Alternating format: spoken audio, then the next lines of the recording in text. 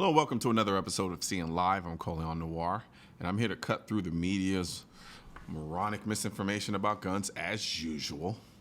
And one of my partners in crime who helps me slay the anti-gun dragons of the world is my good friend Jenn Jacques. What's going on, Jenn? I'm slaying dragons up here in Wisco. Pretty good. Really? Okay. I can see that. We call it, is that a formal shortening of Wisconsin, Wisco? Or did you just make that up? No, we call it Wisco all the time. We're like Really? Wisco women and Wisco drinking, and yeah. I don't think you'll ever hear me say Wisco, but I'll let you have it. Thank you. It's Wisco whiskey. Wisco whiskey. Yeah. I will say that. Just sheerly based on the strength of whiskey. Well, we're a big drinking state, so. Yeah, I know. I've met you. Well, I'm proud No. represent You know what's funny? Wisconsin. What's funny? No, it's not even you being the consumer of whiskey.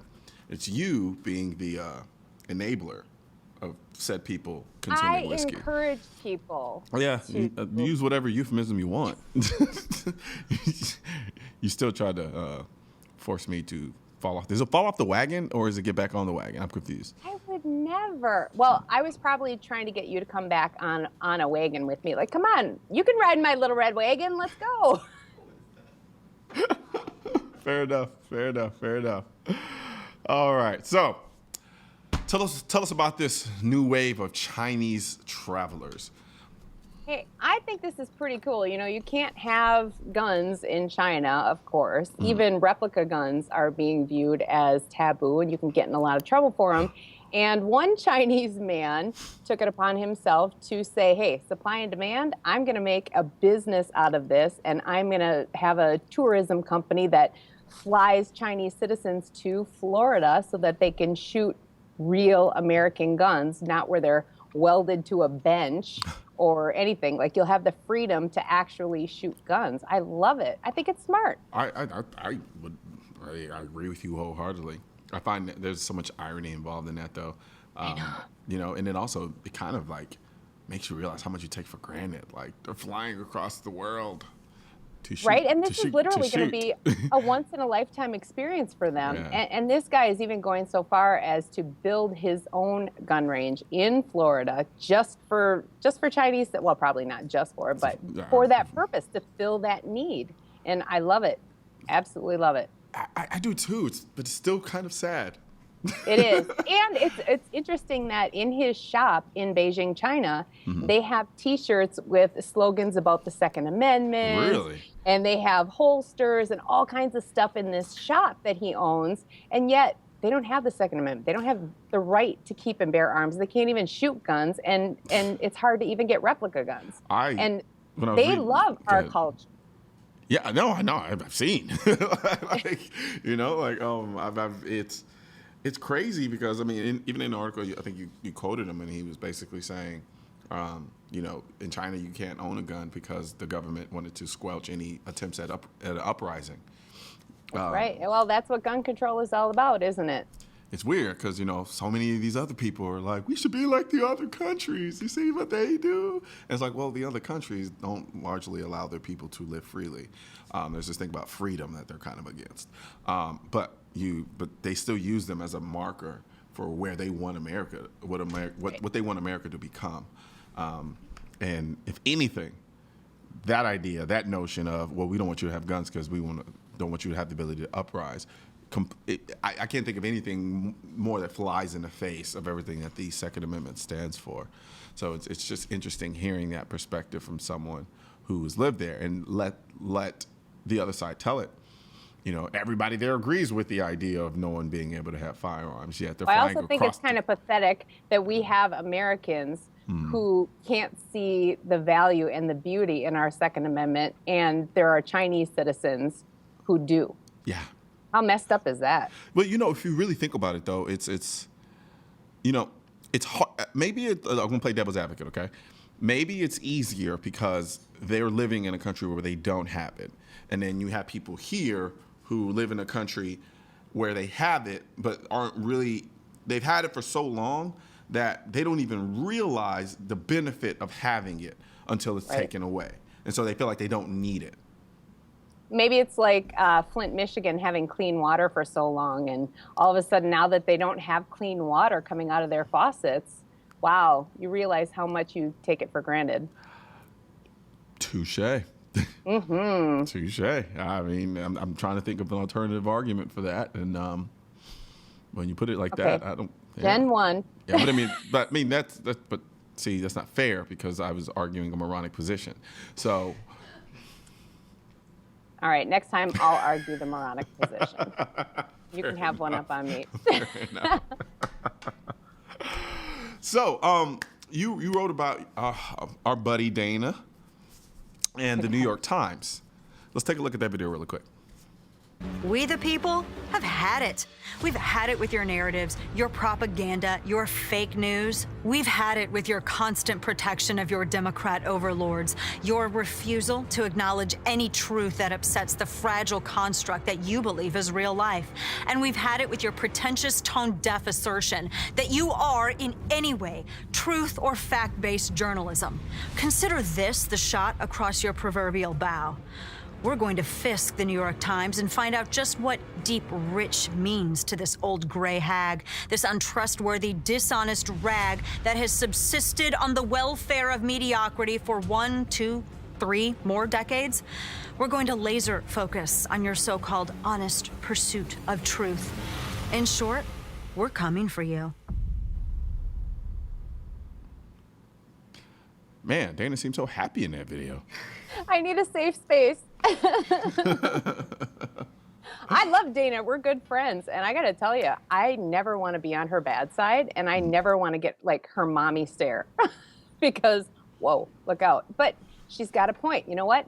New York Times, hey, if you want to print lies and you want to go off on your gun control narrative, go for it. But expect there to be a retaliation of truth. Yeah, it's. I go on the soapbox pretty regularly about just the massive amount of misinformation put out there by the mass media and them taking advantage of the fact that they know a lot of people don't follow the debate when it comes to firearms. And they take advantage of that by putting out just a ton of misinformation, whether deliberately or recklessly or just incompetently. Pick your adjective. Don't care. All three of them suck.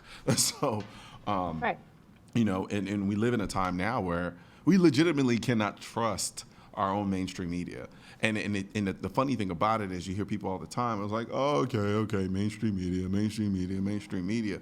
But I'm like, come on, like you got to think about how important that is considering, like I'm in a position where I can learn about the Second Amendment. I'm in the business of being aware of everything that goes on with it. But there are a lot of people who work full-time jobs, take care of kids, do all of these things. They don't have time to be abreast with everything that has to do with the Second Amendment.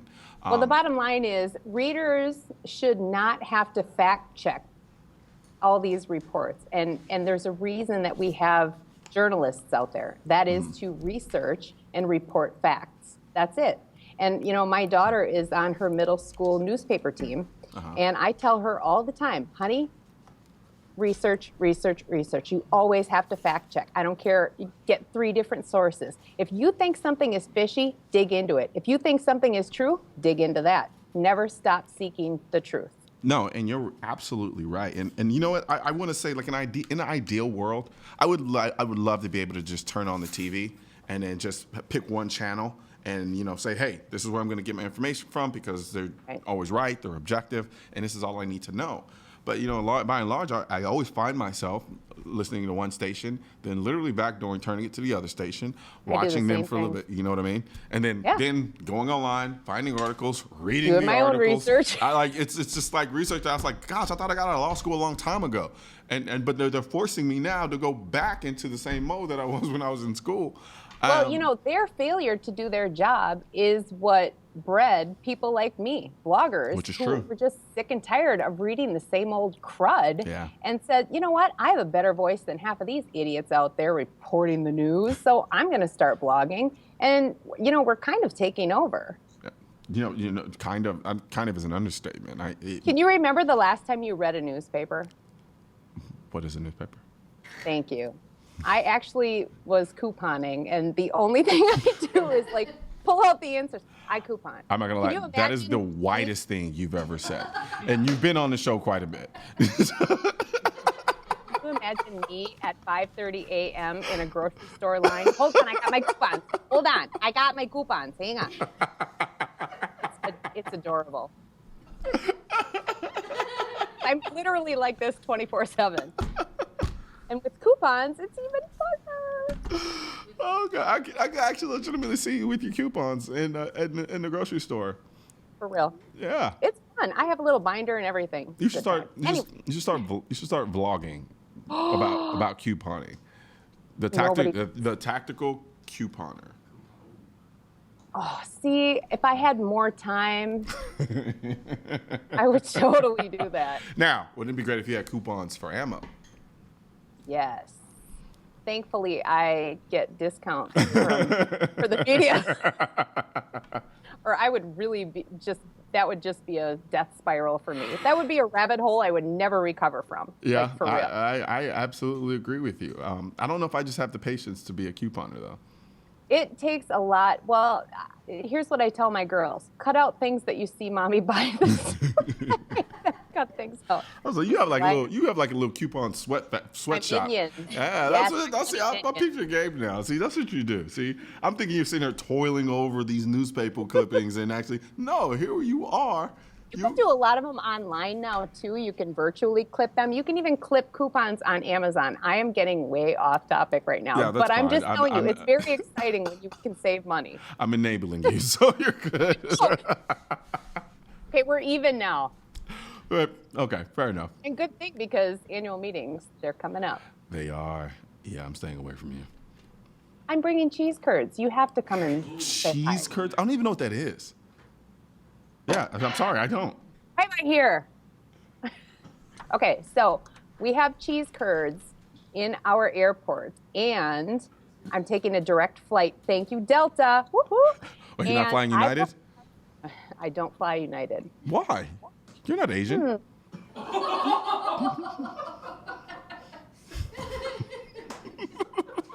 Not Asian, but I got really tired of being stranded in Chicago.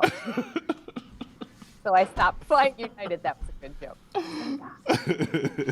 No, I'm flying direct to Atlanta. So I will have my little cow cooler. Mm-hmm. I have like an insulated bag that looks like a cow, filled with cheese curds that I will take on the plane with me if they, if they don't, confiscate them. I love Delta. Yeah, I'm gonna leave that one alone. I think I've said my piece for the day. I just need to breathe. Okay, we're gonna take a good break. When we come back, we'll talk some more with Jenn.